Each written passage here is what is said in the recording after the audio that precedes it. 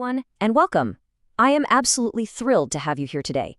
If you're a focused learner gearing up to crack the code on one of the most high-stakes assessment processes out there, you are in exactly the right place.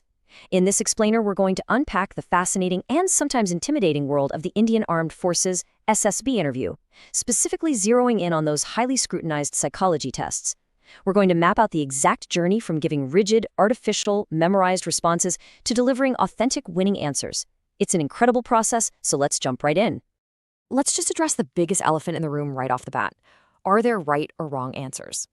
Literally, almost everyone walks into this process terrified, thinking these tests have strict, objective right or wrong answers that they somehow need to memorize beforehand. But I'm here to tell you, based entirely on the source material, that is a total myth. There is no secret answer key you can memorize to pass. No cheat sheet, period. Okay, let's dive into this. If there isn't a magical answer key, what exactly are they looking for? Honestly, it boils down to one core concept: officer-like qualities, or OLQs. The psychologist's true singular objective is simply to find these genuine qualities within your natural personality.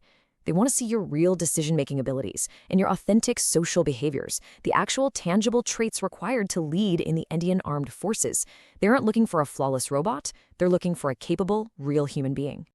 So here's our roadmap for today. First, demystifying the SSB Psychology Tests. Then we'll break down the Thematic Apperception Test, the Word Association Test, the Situation Reaction Test, and the Self-Description Test. Finally, we'll wrap up with the biggest mistakes, the best tips, and a deeper look at those OLQs. All right, part 1, demystifying the SSB Psychology Tests. To really perform well here, you've got to understand the why behind the tests. They are designed to assess incredibly complex human traits: your underlying thinking process, your emotional stability, leadership potential, and sense of responsibility. But here is the massive catch. These tests are exclusively designed to observe your natural responses.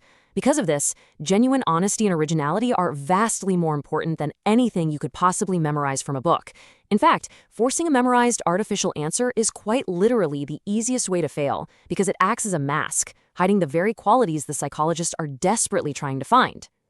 Moving on to part 2, the Thematic Apperception Test, or TAT. With that foundation set, let's look at the first specific test you'll face. In the TAT, you look at a series of pictures and are asked to write a story about what you see. Sounds simple, right? But remember, the TAT is a test of logical thinking and realistic problem solving. It is definitely not a test of Hollywood heroics. So many candidates look at a standard picture and instantly invent this wild action movie script. But the psychologist wants practical, everyday heroes, not unrealistic action stars. They need to see how you handle real-world challenges in a calm, grounded, and rational way.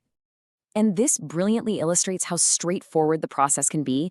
To write a successful TAT story, you don't need some complex narrative arc. You just need 3 logical steps. Step 1, what led to the situation? Just establish the background. Step 2, what is happening right now in the picture? Step 3, what will happen in the future? Hitting those 3 beats proves to the assessor that your mind naturally organizes information in a calm, logical sequence. So what actually goes into those 3 steps? Well, you definitely need a positive main character. You need to show some initiative and teamwork, prove you can actually solve problems alongside other people, and, crucially, it absolutely must have a realistic and positive conclusion. Again, keep it grounded, stay natural. Don't write superhuman fictions, just write practically. Let's jump into part 3, the Word Association Test, or WAT. Here the format shifts a bit. Instead of pictures, you'll see single words flashing one at a time on a screen. Now, the WAT is essentially a direct window into your subconscious mind and your immediate gut reflexes. It is emphatically not a test of your English grammar. The psychologist couldn't care less about flowery vocabulary. Your only objective is to write the very first, short, meaningful, positive sentence that pops into your head. It's a raw, unfiltered look at how you naturally think. Now, what's really interesting about the slide is looking at what a winning reflex actually looks like. If you get a common prompt word like leadership, a strong, grounded response would simply be, leadership is earned through responsibility and example. Notice how incredibly short and realistic that is? It doesn't rely on complex grammar, but it instantly demonstrates profound maturity and a practical grasp of what leadership actually is in the real world. But what happens when you get a negative prompt like failure?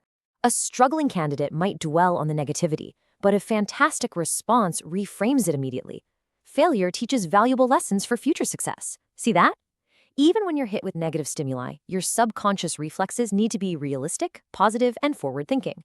Just keep your sentences exactly like this: short, positive, and real. All right, part 4, the situation reaction test, or SRT. So, for this third test, the abstract words and pictures are gone. They are replaced by highly practical, everyday scenarios, just to see exactly how you would react in the wild.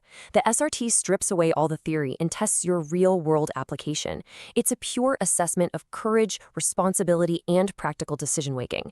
Basically, the psychologist is checking if you have the common sense and the grit to handle everyday friction and emergencies without totally freezing up or overreacting.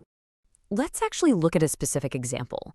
Imagine this situation. You're traveling by train and a passenger suddenly faints. What do? A weak candidate might write out this whole dramatic, panic-stricken scene, but a brilliant reaction is just seek immediate medical help, inform railway authorities, ensure first aid. Boom. It is brilliant precisely because it relies on practical, step-by-step responsibility. It's logical, it utilizes the available resources, like the railway authorities, and it prioritizes care. Always aim for the practical and responsible response. Which brings us to part 5, the self-description test, or SD. I kind of love this fourth and final assessment because it's really the ultimate test of your own self-awareness. It's a test of pure honesty and vulnerability. In the SSD, you aren't analyzing a picture, a word, or some hypothetical situation. You are analyzing you. And the undeniable truth here is that owning up to both your strengths and your weaknesses is the ultimate sign of true confidence and leadership. Specifically, you have to write from 5 distinct perspectives. What do your parents actually think about you? Your teachers or your bosses? Your friends? What do you think about yourself? And finally, what qualities do you actually need to improve? You've got to weave these 5 viewpoints together with total, radical honesty. Look, everyone has flaws. The secret to this test is not hiding them, but rather putting them right on the table and clearly explaining the exact steps you are actively taking to fix them. And finally, part 6, mistakes, tips, and those crucial OLQs. So the crucial point is really contrasting the fatal flaws that trip candidates up against the habits that actually win. The most common mistakes are all just traps of artificiality. Memorizing stories, writing absurdly heroic actions, being overly aggressive, or just trying way too hard to impress the psychologist and hide your flaws. On the flip side, the absolute best tips are all about daily habits. Be honest, stay calm, read the news regularly, take real responsibility in your everyday life. Notice the huge difference? The mistakes are all about faking it for a test. The tips are about actionable daily habits that genuinely level up who you are as a person. Which brings us to the core takeaway for this entire explainer. The best preparation is developing your personality, not memorizing answers. You simply cannot outsmart the SSB interview with a guidebook. These psychologists are highly trained pros. They spot artificial, scripted behavior in a heartbeat. Real success depends entirely on you actually being genuine, confident, responsible, and positive. So I want to leave you with a provocative thought to chew on as you continue to prepare. Ask yourself, are you spending your time building a fake, heroic facade just for test day? Or are you putting in the hard, gritty, consistent work of developing your true everyday personality? Because I promise you, if you do the work on yourself every single day, your performance in these psychology tests is going to improve naturally and, honestly, effortlessly. Thank you so much for hanging out with me in this explainer. Keep focusing on that genuine growth,